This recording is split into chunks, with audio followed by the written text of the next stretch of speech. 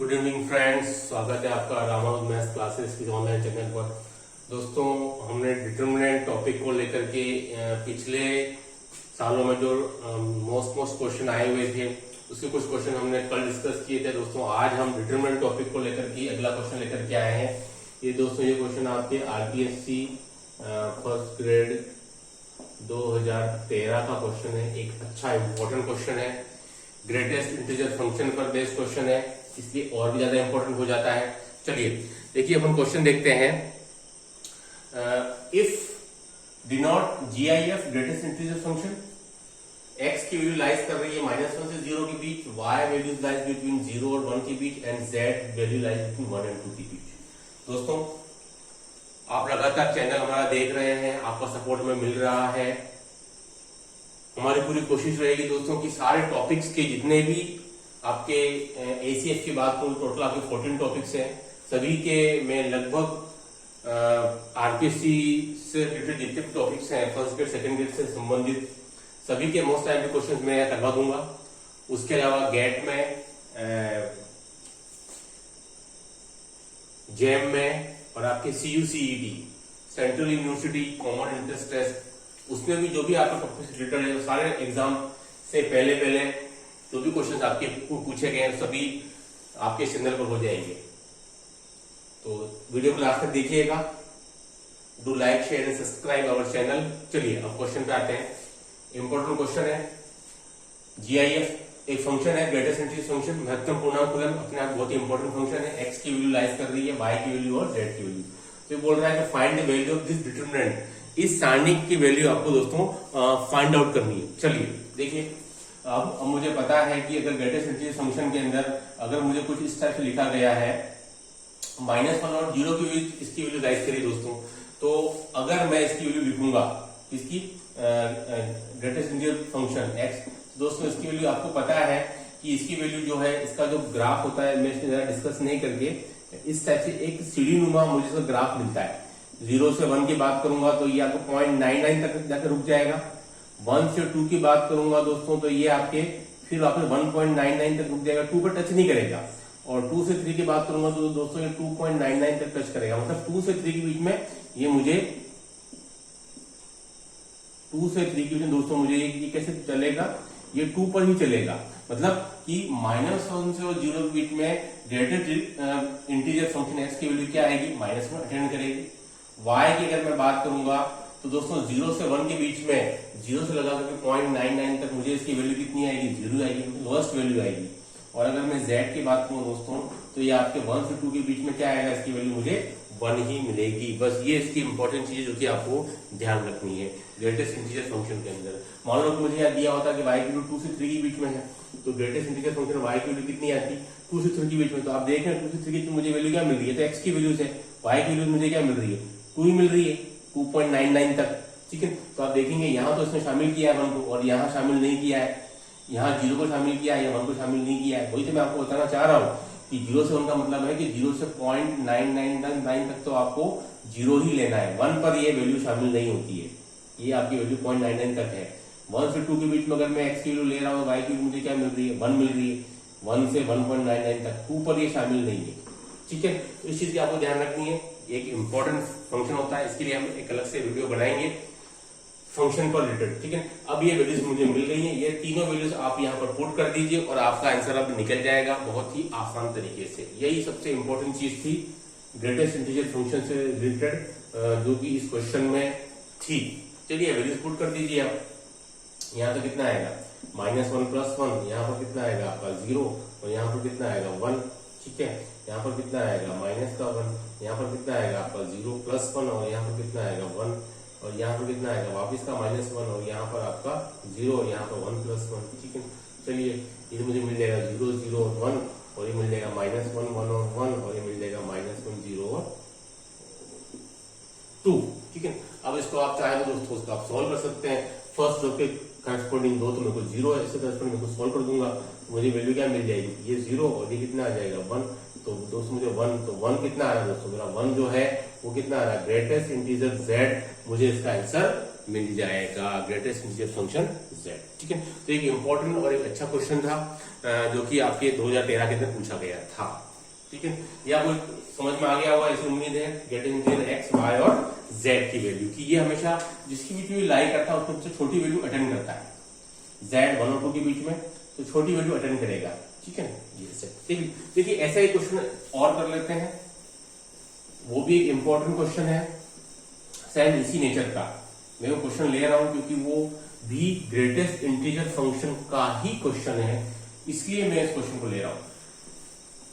पूछा नहीं गया है, हो सकता है इस बार कहीं आ जाए, लेकिन ग्रेटेस्ट इंटीजर फंक्शन का क्वेश्चन इसलिए ले रहा हूं मैं कि आपको इस सारणी का मान निकालना है। e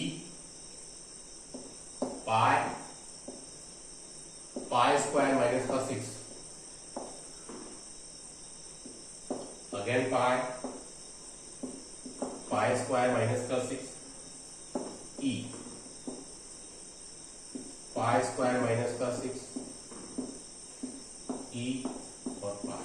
ठीक है दोस्तों, एक अच्छा क्वेश्चन है, ग्रेटेस्ट इंटीजर फंक्शन पर बेस्ड है। आपको पता है e की वैल्यू लाइज जनरली e की वैल्यू हम 2.71 लेते हैं और लोग पाई की वैल्यू दोस्तों को 3.14 समथिंग लेते हैं। ठीक है, तो बहुत ही सिंपल सी बात है कि अगर मैं e को लिखूंगा तो e किसके बीच लाइज कर रहा है, e जो है वो आपके 2 और 3 के बीच लगभग लाइज कर रहा है, इन दोनों के बीच में।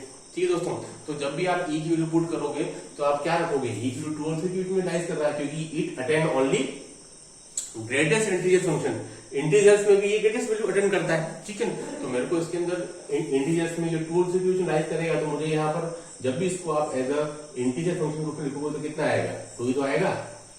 अब देखिए पाई 3.14 समथिंग है, तो दोस्तों पाई किसकी लाइज कर रहा है, 3 से तो बड़ा हो गया है ना, और आगे तक चला जाएगा।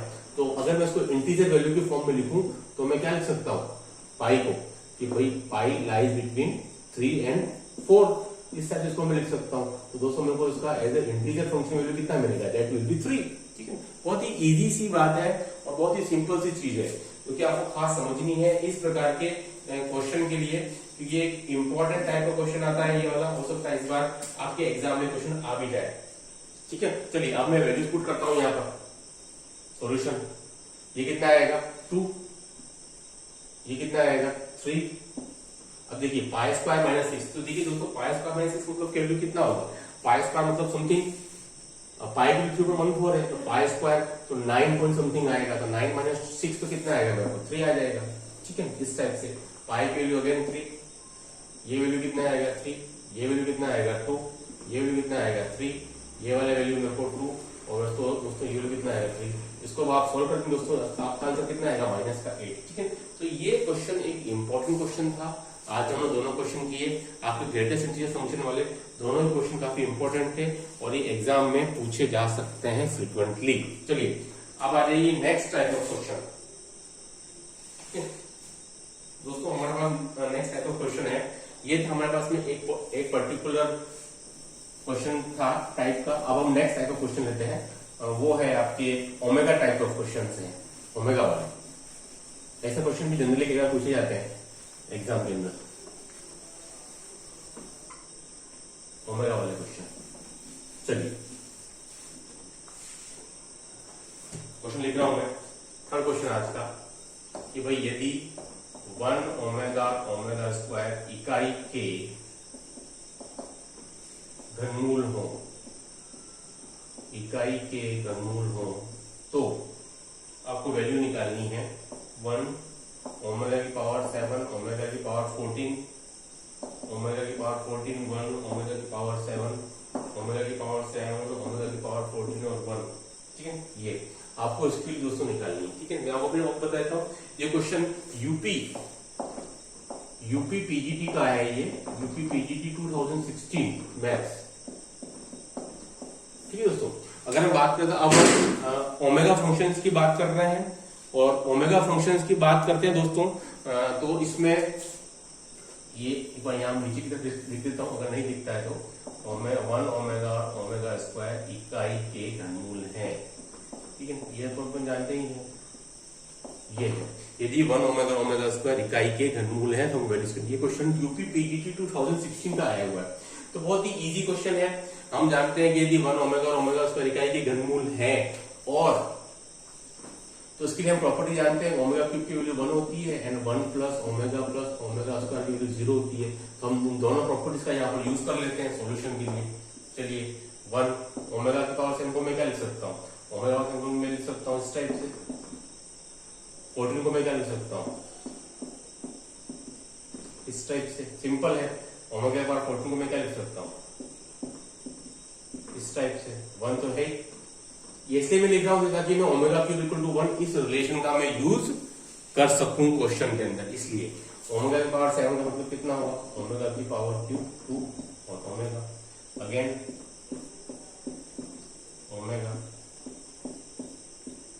ओमेगा स्क्वायर और 1। ठीक है, चलिए देखिए आगे नेक्स्ट 1 है, ओमेगा की पावर क्यूब 1 का स्क्वायर 1 ओमेगा, ये तो 1 हो गया और omega square.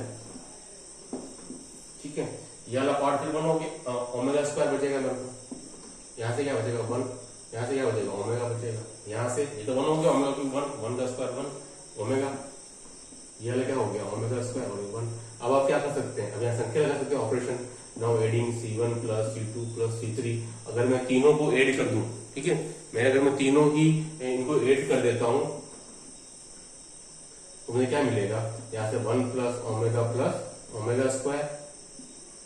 Square plus 1 plus omega और ये हो जाएगा ओमेगा स्क्वायर प्लस 1। ठीक है, मैंने संख्या लगाई दोस्तों कि मैंने तीनों ही इसको ऐड कर दिया है ना, और उसके बाद संख्या लगा दूंगा तो मुझे यहाँ से क्या बचेगा ओमेगा 1 ओमेगा स्क्वायर और ओमेगा स्क्वायर ओमेगा 1। जब मैं इसको कॉमन निकाल दूंगा, ठीक है, चलिए इसको मैं एक बार कॉमन निकाल देता हूँ, यहाँ से देखते हैं हमारे पास में क्या बचता है कॉमन निकालने के बाद में। ठीक है, तो मैंने कॉमन निकाल दिया है 1 प्लस ओमेगा स्क्वायर, मुझे अंदर क्या बचेगा 1 ओमेगा 1 और ओमेगा स्क्वायर और ओमेगा स्क्वायर ओमेगा और 1। ठीक है दोस्तों, ये मुझे वैल्यू जो है वो अंदर मेरी रेस्ट ऑफ बाकी रही है। ठीक है, अब आप जानते हैं चाहे इसको आप ओपन भी कर सकते हैं। ठीक है, और जरूरत नहीं है कि मुझे पता है कि इसकी वैल्यू कितनी थी, 0 होती है, तो 0 into this determinant equal to value, answer कितना आएगा, दैट विल बी 0। ठीक है दोस्तों, इसलिए क्वेश्चन इंपॉर्टेंट है और इस टाइप के ओमेगा पर बेस्ड क्वेश्चन कई बार जो है एग्जाम में आपके पूछ लिए जाते हैं, इसलिए ऐसे क्वेश्चन आपको, इस टाइप क्वेश्चन भी आपको आने चाहिए, करते रहने चाहिए। चलिए नेक्स्ट, इसी टाइप पर दोस्तों मैंने एक नेक्स्ट क्वेश्चन ले लिया ओमेगा पर बेस्ड, आज का चौथा क्वेश्चन ओमेगा पर, क्योंकि हमने फर्स्ट पहला जो क्वेश्चन लिया था वो था, हमने दोनों क्वेश्चन ले लिए थे ग्रेटेस्ट इंटीजर फंक्शन पर बेस्ड, और दोस्तों अब जो नेक्स्ट क्वेश्चन ले रहा हूं वो है आपके ओमेगा पर बेस्ड। इंपॉर्टेंट क्वेश्चन है, देखिएगा कि भाई यदि ओमेगा 1 ओमेगा स्क्वायर इकाई के घनमूल हो, वो n is not equal to 3p, n is not equal to 3p where p belongs to z, ये कंडीशन दी हुई है। तो हमको वैल्यू फाइंड आउट करनी है 1 की पावर n, ओमेगा की पावर n, ओमेगा की पावर 2n, ओमेगा की पावर 2n, 1 की पावर n, ओमेगा की पावर n, ओमेगा की पावर n, ओमेगा की पावर 2n, 1 की पावर n। इसकी वैल्यू किसके बराबर है? ठीक है, अब देखिए चूंकि n is not equal to 3p, ये इंपॉर्टेंट चीज है, देखिएगा यहाँ पर आप कि अगर मैं यहाँ सीधी प्रॉपर्टी लगा दूं, संक्रिया C1 plus C2 plus C3 तीनों को मैं एक बार ऐड कर देता हूँ, देखिए मुझे क्या मिलता है 1 की पावर n प्लस ओमेगा की पावर n, ओमेगा की पावर 2n, ओमेगा की पावर 2n प्लस 1 की पावर n प्लस ओमेगा की पावर n, ओमेगा की पावर n प्लस ओमेगा की पावर 2n प्लस 1 की पावर n। ठीक है, ओमेगा की पावर n, 1 की पावर n, ओमेगा की पावर 2n, ओमेगा की पावर 2n, ओमेगा, हमने क्या किया C1 plus C2 plus C3 कर दिया। ठीक है, तो अब आप देखिएगा ध्यान से, कंडीशन क्या है, n is not equal to 3p, n 3p के बराबर नहीं है। ठीक दोस्तों, कि n is not equal to 3p, तो अगर ये n 3p के बराबर हो जाता तो आपकी ये जो वैल्यू थी दोस्तों वो 0 के बराबर नहीं होती। ठीक है, चलिए देख लेते हैं 1 की पावर n प्लस ओमेगा की पावर n प्लस ओमेगा की पावर 2n, अगर मैं यहाँ पर n equal to is not equal to 3p, ठीक है दोस्तों, तो p belongs to z, 3p के बराबर नहीं है, अगर ये 3 के बराबर हो जाता तो p इक्वल टू 1 भी क्या था 1 ओमेगा की पावर क्यूब ओमेगा की पावर 6, तो 1 प्लस ओमेगा स्क्वायर। ठीक है दोस्तों, हमारी ये जो वैल्यूज थी ना हमारी, वही कह रहा है कि is not equal to 3p। अगर 3 के बराबर तो हम इसको चेक कर रहे हैं, 1 प्लस ओमेगा की पावर 3 ओमेगा की पावर 6, तो 1 प्लस ओमेगा की पावर क्यूब प्लस ओमेगा। ठीक है, तो इस कंडीशन में हमारे पास में क्या आ जाता, ये सारी वैल्यू हमारे पास 0 हो जाती है। ठीक है, अब मैं उसको ले रहा हूं n is not equal to 3, 2 के लिए ले लेता हूं। देखिए क्या आ रहा है, 1 plus omega square plus omega की power 4, 1 plus omega square plus omega. ठीक है, ये वैल्यू कितनी आती है हमारे पास में दोस्तों, ये वैल्यू आ जाएगी 0। ठीक है, अगर 3p नहीं है ना, 3p नहीं है तो हमारे वैल्यू कितनी आएगी 0, तो मुझे इसका पूरा आंसर क्या मिल जाएगा, इसका 0 मिलेगा। ठीक है दोस्तों, तो इस प्रकार से एक इंपॉर्टेंट क्वेश्चन है। आप इस तरह वैल्यू 2 रखिए, 4 रखिए, 6 रखिए, कोई भी आप वैल्यू पुट कर सकते हैं। आपको जो वैल्यू दोस्तों हमेशा उसका आंसर क्या मिलेगा, 0 मिलेगा। बट 3p के लिए वैल्यू 0 नहीं मिलेगी। ठीक है, अगर ये 3 का मल्टीप्लाई हो जाएगा तो आपको वैल्यू यहाँ 0 नहीं मिलेगी, बाकी तो इसकी वैल्यू सभी के लिए 0 मिलेगी। ठीक है, तो इसका फाइनल आंसर हमको क्या मिलेगा, 0। तो do like share subscribe our channel. Okay, thanks.